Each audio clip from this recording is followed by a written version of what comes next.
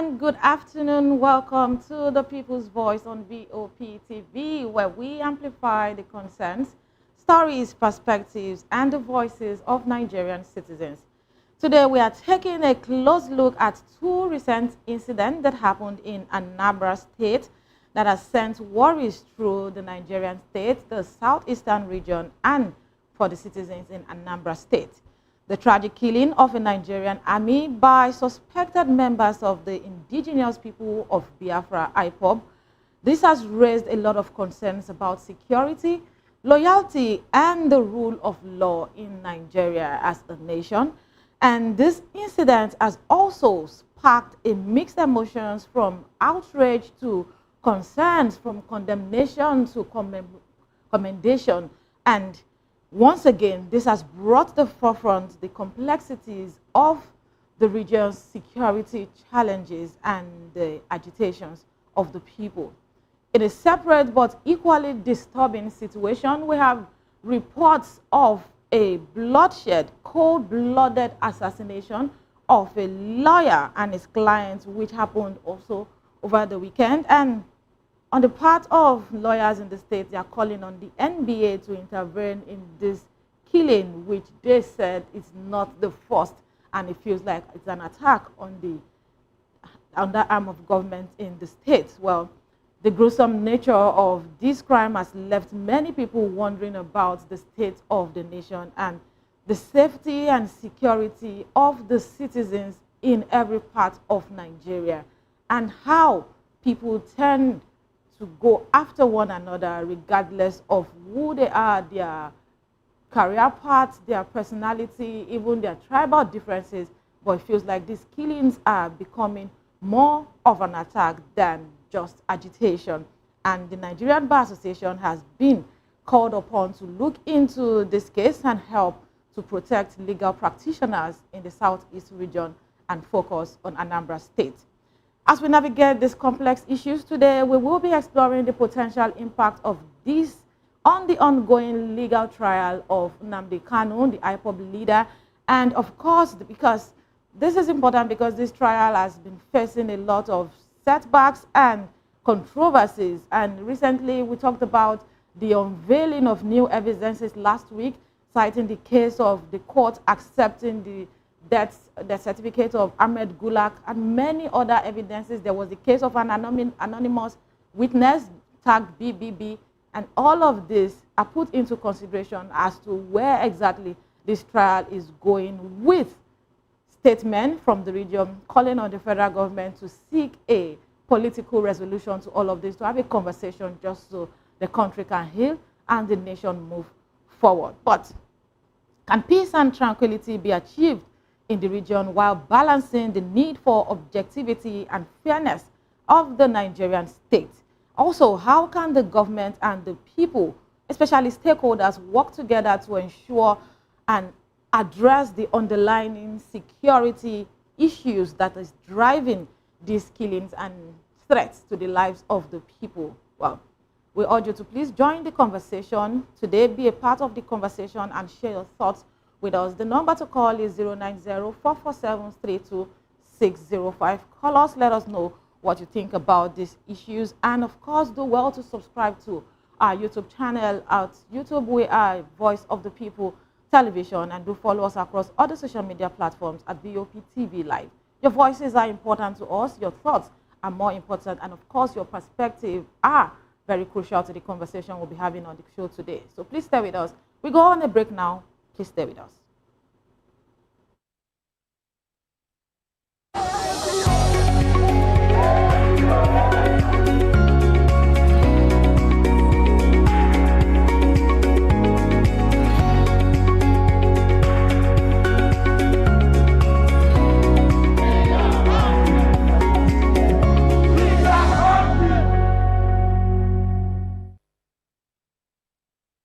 Are you ready for the extraordinary?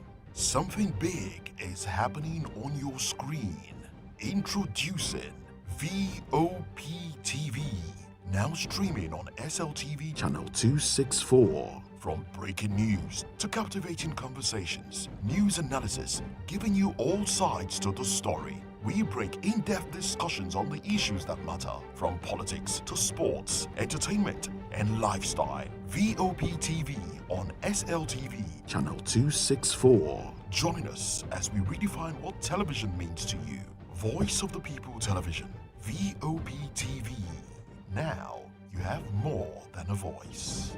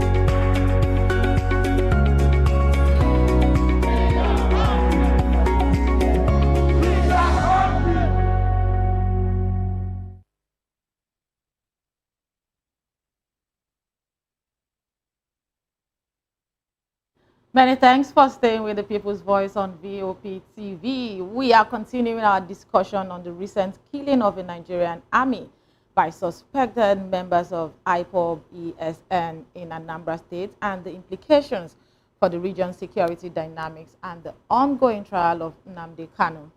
Well, the targeted attack on the security personnel in the southeast region has become a worrying trend.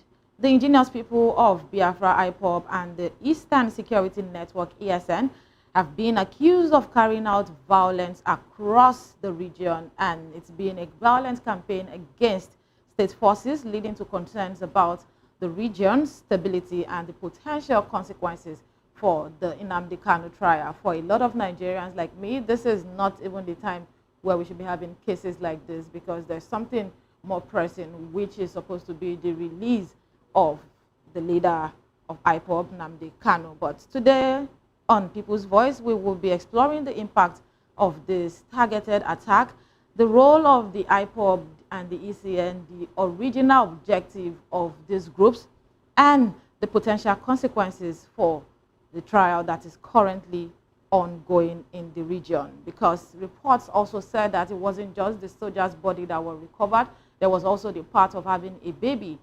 the lifeless body of a baby alongside with that of the soldier who was recovered, and this has been a problem. It has raised a lot of concern as people are worried about the possibilities of having violence across the state, even though it was reported that the soldier allegedly found his way out of his camp illegally. He sneaked out of camp to attend a party. According to reports, it was said that it was a jamboree, something for ladies' night where strippers were supposed to be. But whatever the case might be, reports for the Nigerian army says that it was confirmed that he was killed, and his ammunition have been withdrawn. All of his identity has been reported to the Nigerian army, but we look forward to what will be happening after this is being done. But I'm joined this afternoon to have more discussion on this issue by Comrade Osak Highness, a public affairs analyst who will also be discussing these issues and, of course, many other national issues. Good afternoon, Ms. Comrade. What takes us to Parliament now? Because the minority there has Hello. drug trafficking and money laundering.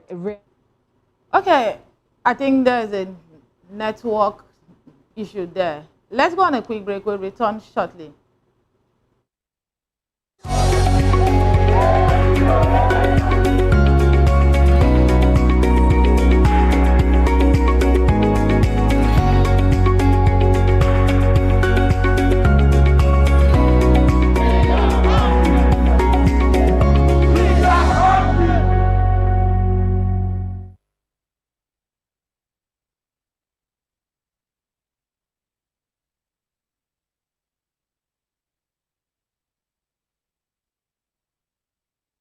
All right, thank you very much for staying with us. Comrade Osas, can you hear me? Are you there?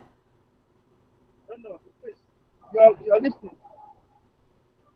Can you hear me? I can hear you. Please confirm you can hear me. Yeah, clearly. I can hear you now. I can hear you very well. All right, good afternoon and welcome to the show. I can hear you. Did you get the introductory part of the conversation? Yeah, good afternoon. Yes, I did. Okay, so let me start with this very first question. How do you think the Nigerian government can address the underlying issue and cases with the Ipob and ESN in the southeast region and also curtail their activities?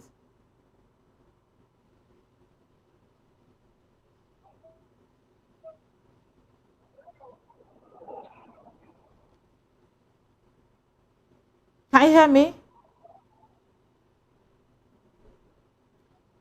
Okay, we have to go on another break so we can reconnect with our guests. Please stay with us. Apologies for this.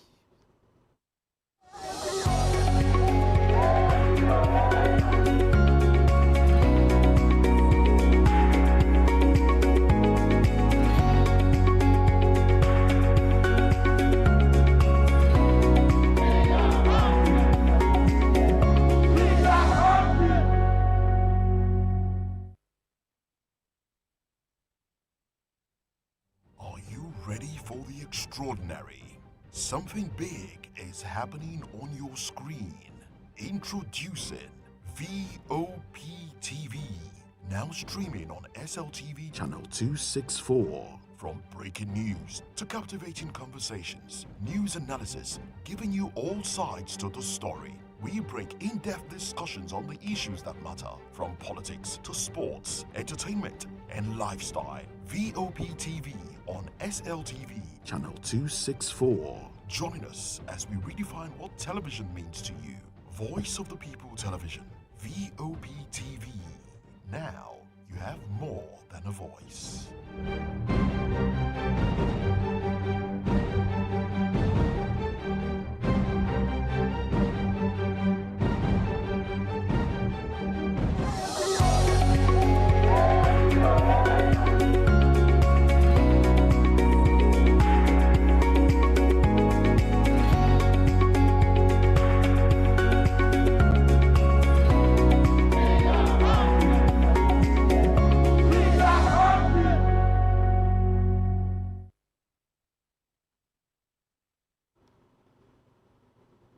Many thanks for staying with us, and apologies again for that network issue. Comrade Ostad Kindness, can you hear me now? I can hear you. I've always heard you.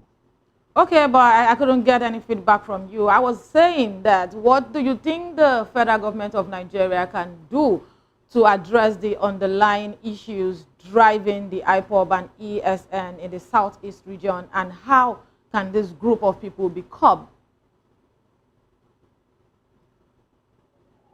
Okay, first, it's important to note that the IPOB issue, as it relates to the Nigerian government, is one issue that is long,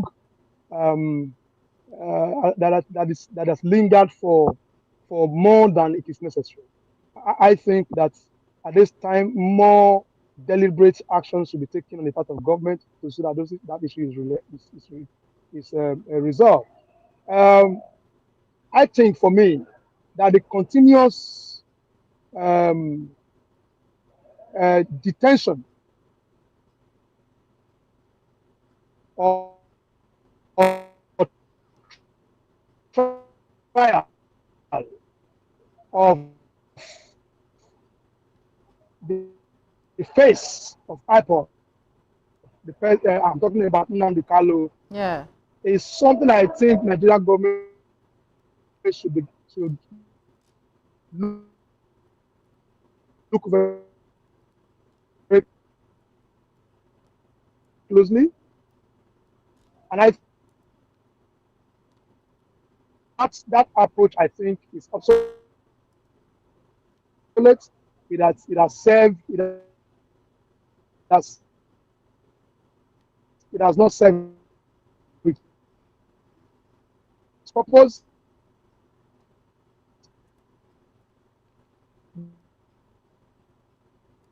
Therefore, I believe very strongly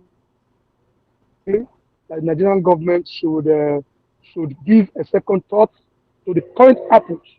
Why I agree that no section or no individual or a group of people should be able to hold the Nigerian government to ransom.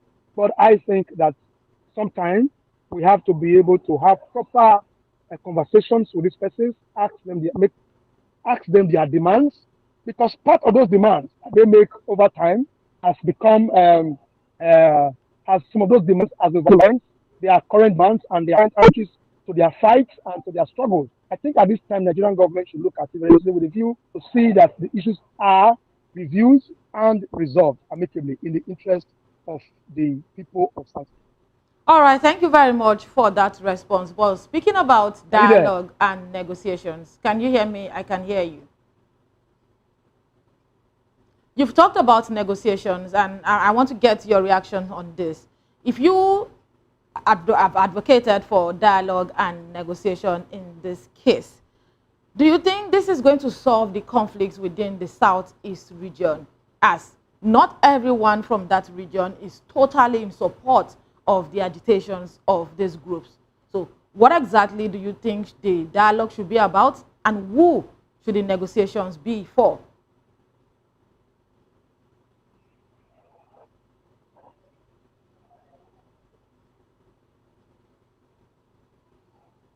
First of all, we must admit that the agitations of those people, irrespective of how minute you think they are, is genuine.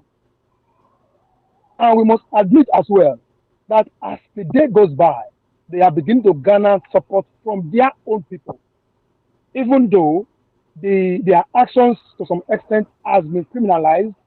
Some persons seem to have hijacked this genuine agitation of those who have who believe that they have right to self-determination. That is within their rights. That is established in the extant laws both of Nigeria and any part of the world. So that being established, it is correct also that it is not every section of or every person in the southeast that are in tandem with this current agitation. But we must take cognizance of the fact that everybody cannot agree. But we must also look statistically and with verifiable data, the quantum or section of people who are agitating, if we have gotten that correctly, they are laid down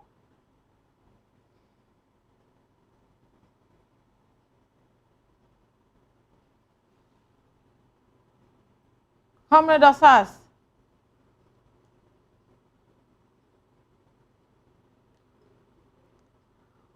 Okay, we need to reconnect with our guests because we really need to understand the details of what your analysis are. Apologies again for these glitches. We would be back shortly.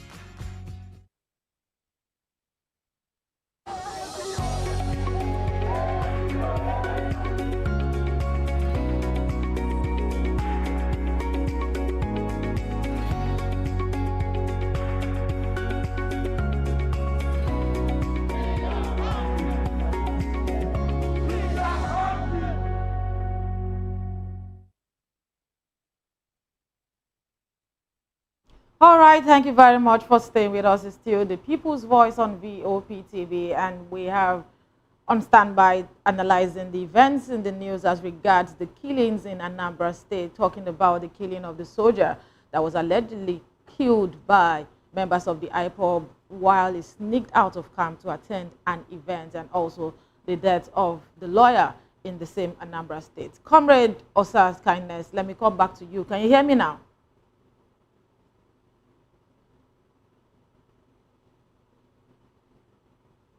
Hello.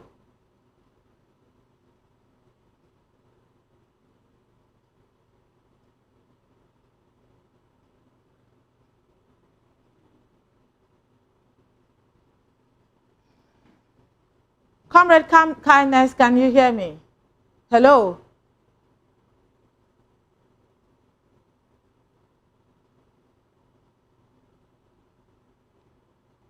All right, feels like the network is not getting any better. Before we went on that break, Comrade Kindness was talking about the importance of having the leader of the Ipob, in person of Nnamdi Kanu, released, and talking about the agitation in the southeast, saying that even though not everyone is in tune or not everyone agrees with that agitation, but we cannot overlook or underestimate the strength or the voices of those who strongly believe in that agitation, and that he believes that negotiation power is something that we might want to consider as a nation at this point. And to an extent, I might agree with him, because also we've seen notable citizens, senior elder statesmen in the country coming to talk about the importance of national healing at this point, and the fact that we can have a political resolution to these issues. But with the recent killing, I mean, there's somebody in court who's been facing trial for the longest, and it seems like these trials are not ending anytime soon. And with all of the evidences coming up every new day, it looks like there are major setbacks already. While some are asking or demanding that the government reach a resolution, that, I mean, a point where we get to mediate between both parties, there is the part of people that say they are upholding the original objective of the group, still going about town causing havoc. And for many others, it's even beyond the killing of this military man. For many people, it's about a retaliatory attack on the people of Anambra State, because we have it, history has it, that when things like this happen, it is not the immediate issue that gets people worried, but the reprisal attack, looking at it from the angle of how the military has always been in the past. I mean, even getting to hit one of them, not even killing one of them, can get the entire barracks in a community, let alone having a military person killed in a very unpleasant, very ugly situation. And even though, yes, it was said that he sneaked out of camp, that is no justification. And these continuous killings within the southeast region is becoming worrisome, because yes, there's the part of saying that, oh, the Ipob BSN might be in charge of the killing of this military person. The part of the lawyer that is being reportedly dead, killed over the weekend, is also another major concern for the people. And this has left a lot of people worried. This actually happened in Uli, in Anambra State, and this has left a lot of people worried, because yes, it was said that, oh, he and his clients were on their way somewhere, and they said gunmen. This was not attached to any particular group now. Gunmen killed these two people, and a third person who was a passerby was actually attacked too, and is currently receiving treatment in the hospital. These are the case or the experience of Nigerians every new day. How long are we going to deal with situations like this? What can be done for situations like this to be resolved? Because if we talk about dialogue, if we talk about negotiations, who are we dialoguing with? What's the negotiation table going to be like? And when these negotiations are done, how many of the people that have made up their mind to feast and make a living from this evil that is being perpetrated will be willing to sheath their sword and agree to peace that the nation is trying to get? On the part of other Nigerians, it's a big issue, it's a major concern, because these killings are not even region-based now. Yes, there is the part of saying that, oh, yes, they were attacked, this group killed people. What about the other parts of the country? What happens in the southwest. There was a part of the news today that also talked about over 30 people being killed in just a space of 7 days, where it's been reported that it's either an attack by herdsmen, bandits, or even untraceable elements, and it's gradually becoming a norm. Insecurity in the Nigerian state is becoming a norm. We saw the part of the APC leader in a part of Ondo State who was kidnapped. He was kidnapped from his hometown, and the kidnappers demanded for 100 million naira ransom, and the family or the group were only able to raise 5 million naira. These kidnappers actually held these people that brought the 5 million naira, held them, and also demanded for another 30 million naira to have them released. And at the end of the day, they still killed the chief, the APC leader, released the 2 people, and this is going on every day. There is a part of the northwest, there's a part of the northeast, there's a part of the north central. So it looks like a major concern, and for the longest time, people have been calling that it is not enough to just declare war on these people. It is not enough to just commiserate with the lives or the families of the people that are affected. What exactly is being done to protect the Nigerian state? Just last week, we also saw families of killed soldiers coming out to say that no, the country can do better than sacrificing the lives of military personnel. If military personnel can be attacked in these ways, if they can be killed like this, then what is the hope of the ordinary person that is just walking on the streets unprotected? These and many more are the concerns of major Nigerians to the citizens today. And for us here, it's about the voices of the people, because like I would always say, whatever concerns one concerns all. Whatever affects one affects all. We'll go on another break. When we return, we'll wrap up with the show and talk more about the lawyer. Stay with us.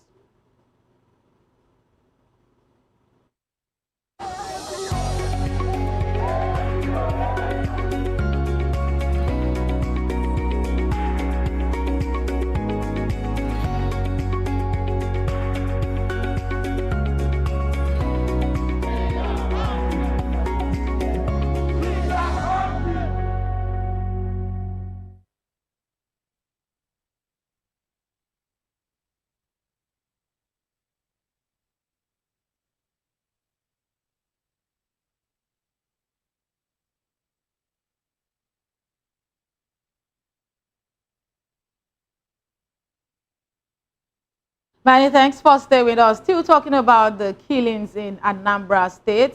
That's a state in the southeast region of Nigeria. Earlier in my introduction, I talked about the fact that a lawyer and his clients were killed on their way after a meeting, and the reports are not welcoming at all. But on the part of the Nigerian Bar Association or legal practitioners in Anambra State, they are actually calling on the Nigerian Bar Association to intervene in this issue. They cited a number of cases where lawyers have been ambushed and killed, and the fact that whatever is happening in the state, or whatever the position of people that have issues with the legal practitioners, should not go ahead to constantly kill, harm, or even make them incapacitated in the state. But what can the NBA do at a time like this? There's still a part of the Rivers State of emergency, which the NBA did not agree with, and there are a lot of cases in court. This is another issue that is already a major concern for the citizens in Anambra State, people of the Southeast region, and Nigerians at large, and calling on the Nigerian Bar Association to intervene in this matter. I really do not know if there's going to be a discussion or a dialogue. Who should be dialogue? What would they be dialoguing with? The negotiations, where exactly will it be going to? Because if it was not revealed that a particular sect was involved in this killing, if the reports just say that gunmen killed 2 people and 1 person is lying in the hospital taking treatment, one might also want to consider the part of eyewitness reports. The person under medical attention at the time, how much willingness would that person have to even talk about his or her experience? That's another question, because yes, they will say that for security in the nation, when you see something, say something, but how much trust do Nigerians have in security operatives when it comes to saying things that they see? It's quite unfortunate that we didn't get the best of network today, but that's the much we can take on People's Voice on today's episode. My name is Adefunke Jaisimi, and I strongly believe that you and I can help and work together to ensure a more responsible country, Nigeria. Good afternoon.